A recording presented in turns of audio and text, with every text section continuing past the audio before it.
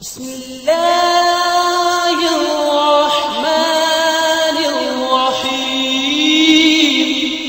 نماز باجماعت ہم نے کیسے پڑھنی ہے؟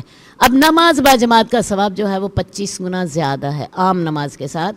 یہ مردوں کے لیے نماز فرض ہے، اور قرآن مجید میں جتنی دفعہ بھی نماز کا ذکر آیا ہے یقیمون الصلاۃ، اقیم الصلاۃ، وہ نماز قائم کرتے ہیں، تم نماز قائم کرو۔ نماز پڑھنے کا ذکر قرآن مجید میں ایک دفعہ بھی نہیں آیا، حدیث میں آتا ہے۔ تو نماز قائم کرنی ہے، قائم کرنے سے کیا مراد؟ باجماعت ادا کرنی ہے، مردوں کے لیے فرض ہے۔ اللہ کے رسول صلی اللہ علیہ وسلم نے اس حد تک غصہ کیا کہ آپ نے فرمایا کہ میرا دل چاہتا ہے کہ میں اپنی جگہ پہ کسی کو نماز کا امام بناؤں اور لکڑیوں کا گٹھا لے کے جاؤں اور ان گھر والوں کے گھر میں آگ لگا دوں جو کہ اذان سن کر نماز کے لیے مسجد میں نہیں آتے۔ اتنا سخت آپ نے ناراضگی کا اظہار کیا۔ ایک اور حدیث میں آپ نے فرمایا کہ اگر مجھے عورتوں اور بچوں کا خوف نہ ہوتا تو میں ان لوگوں کے گھروں کو آگ لگا دیتا جو اذان سن کے مسجد میں نہیں آتے۔ ابن ام مکتوم ہیں، یہ ایک نبینا صحابی تھے، ٹھیک ہے، ابن ام مکتوم۔ تو انہوں نے اللہ کے رسول سے سوال کیا، یا رسول اللہ میں بوڑھا آدمی ہوں، مجھے کسی کو ساتھ لے کے جانا پڑتا ہے، تو یا رسول اللہ کیا میں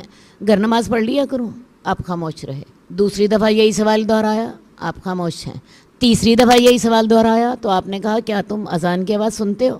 وہ کہنے لگے سنتا ہوں۔ آپ نے فرمایا پھر مسجد میں ہو۔ تو نابینا آدمی کو جو یہ عذر پیش کر رہے ہیں کہ یا رسول اللہ مجھے کسی کو ساتھ لے کر آنا پڑتا ہے تو میں کیا گھر نماز پڑھ لوں؟ اللہ کے رسول نے انہیں اجازت نہیں دی، اور اس کے بعد یہی ابن ام مکتوم جو ہیں یہ مسجد نبوی کے مؤذن بھی بنے۔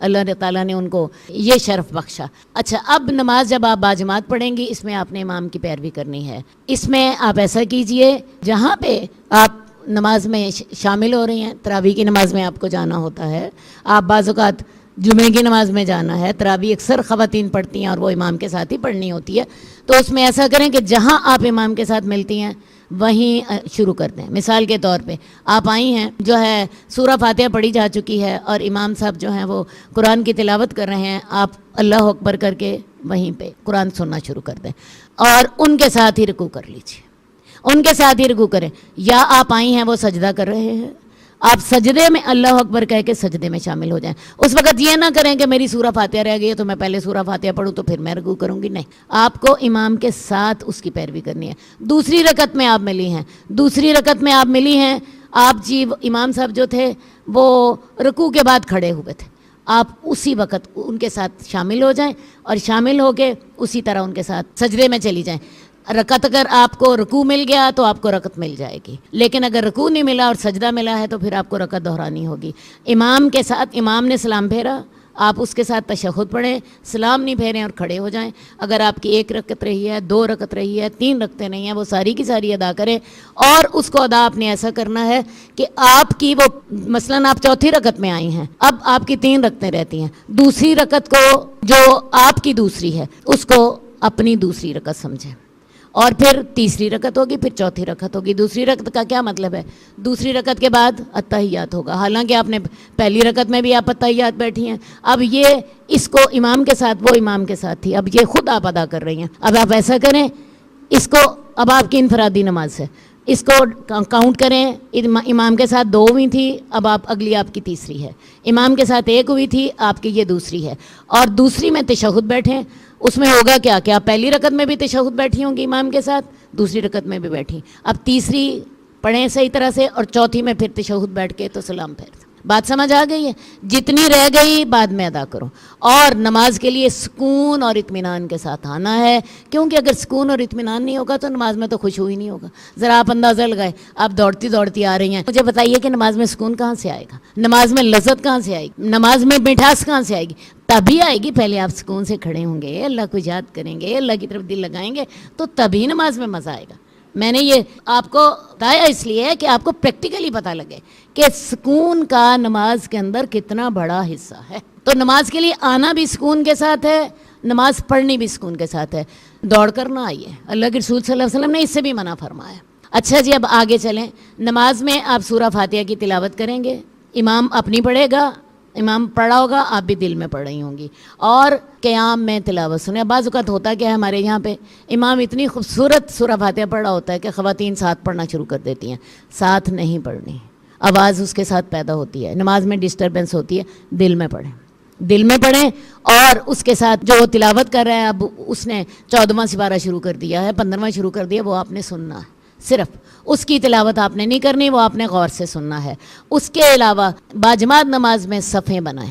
اب صف کیسے بنے گی؟ پاؤں کے ساتھ پاؤں ملائیں گے، ایڑیوں کے ساتھ ایڑیاں ملائیں گے۔ کل میں نے آپ کو یہ طریقہ سکھایا تھا کہ آپ نے نماز میں بالکل سیدھے پاؤں رکھنے ہیں۔ اکثر لوگ نماز میں یوں پاؤں رکھ رہے ہوتے ہیں، نماز میں آپ نے بالکل یوں سیدھے پاؤں رکھنے ہیں۔ سیدھے پاؤں رکھیں گی تو ایڑیوں سے ایڑیاں بھی ملیں گی، پاؤں سے پاؤں بھی ملیں گے، کندھوں سے کندھا ملے، ٹانگ سے ٹانگ ملے، اس طرح کر کے آپ نے نماز بنانی ہے۔ اور اس کے بعد میں آپ کو ایک اور بھی بات بتانا چاہتی ہوں کہ صفوں کے اندر جہاں خلا ہوتا ہے اس کے اندر سے شیطان گھس آتا ہے، اور اللہ کے رسول صلی اللہ علیہ وسلم نے صفوں کے خلا کو پر کرنے والے کو، جو شخص دیکھ رہا ہے صفوں میں خلا ہے، پچھلی صف میں آپ کھڑی ہیں، اگلی صف میں آپ نے دیکھا ایک آدمی کی جگہ خالی ہے، یا آپ نے دیکھا 3-4 عورتیں کھلی کھلی ہو کے کھڑی ہیں، آپ ایسا کرتی ہیں 3-4 عورتوں کو اپنے ہاتھ کے ساتھ ساتھ کر دیتی ہیں، اور ساتھ کرنے کے بعد آپ درمیان میں اس خلا کو پورا کر دیتی ہیں۔ اللہ کے رسول نے ایسے شخص کے لیے جنت میں ایک گھر کی خوشخبری دی۔ بات سمجھ آئی ہے؟ اور وہ جو خالی جگہ تھی وہاں سے شیطان گھس جاتا ہے، وہاں سے شیطان گھس جاتا ہے۔ تو اپنی نمازوں کی جو صف بندی ہے اس کو بھی اس طرح کریں جیسے یہ دیوار ہے، دیوار میں کہیں رکھنا نہیں ہوتا، تو آپ کی صف اس طرح سیدھی ہونی چاہیے۔ عورتیں بعض اوقات پنکھوں کے نیچے کھڑا ہونا ہوتا ہے، انہوں نے جی مجھے تو گرمی لگتی ہے، کسی کا یہ مسئلہ ہوتا ہے کہ جی میں نے اپنے بچے کے ساتھ کھڑا ہونا ہے۔ ارے بھائی بچوں کی صفیں بنے گی پیچھے، اور اگر آپ نے بچے کے ساتھ کھڑا ہونا ہے پھر بائیں طرف چلے جائیے۔ صف کا آغاز دائیں طرف سے ہوگا، اور دائیں طرف سے صف آپ کی بنتی چلی جانی چاہیے، کندھے کے ساتھ کندھا، پاؤں کے ساتھ پاؤں، ایڑیوں کے ساتھ ایڑیاں، ٹانگ کے ساتھ ٹانگ، اور کندھے کے ساتھ کندھا، یہ ساری آپ کی اس طرح بننی چاہیے جیسے یہ دیوار ہے۔ اور یہ جو نماز صف بندی ہے یہ نماز ہی کا حصہ ہے۔ اب اگلی بات یہ ہے کہ آپ نے نماز پڑھی، نماز پڑھنے کے بعد جو آپ کی رہ گئی وہ بھی آپ نے ادا کی۔ اب اگلا مسئلہ یہ ہے کہ عورتوں کے اوپر باجماعت نماز فرض نہیں ہے، ٹھیک ہے نا، عورتوں کی نماز گھر میں بہتر ہے۔ لیکن میں آپ کو بتاؤں اللہ کے رسول ہی کا حکم ہے لا تمنعوا مع اللہ مساجد اللہ، اللہ کی بندیوں کو اللہ کی مسجدوں سے نہ روکو۔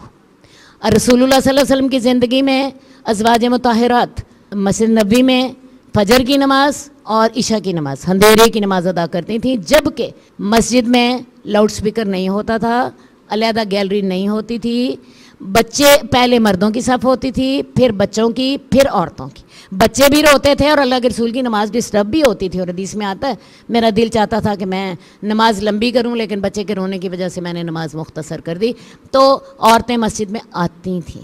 آج کل کی عورتوں نے سمجھ لیا ہماری جان چھوٹ گئی بھئی اس سے، تو یہ باجماعت نماز کا ثواب 25 گنا زیادہ ہے۔ مسجد میں نہیں آ سکتی، گھر میں باجماعت نماز پڑھ لیا کریں، اپنی بیٹیوں کے ساتھ، اپنی بہوؤں کے ساتھ، گھر کی خواتین کے ساتھ۔ جئنا إلى الدنيا كي ندعو إلى الله لننشر الخير في الكون الذي حارى ونرسل العطر من روض الهدى الزاهي ويشرق السلم أنوارا وأنوارا جئنا إلى الدنيا كي ندعو إلى الله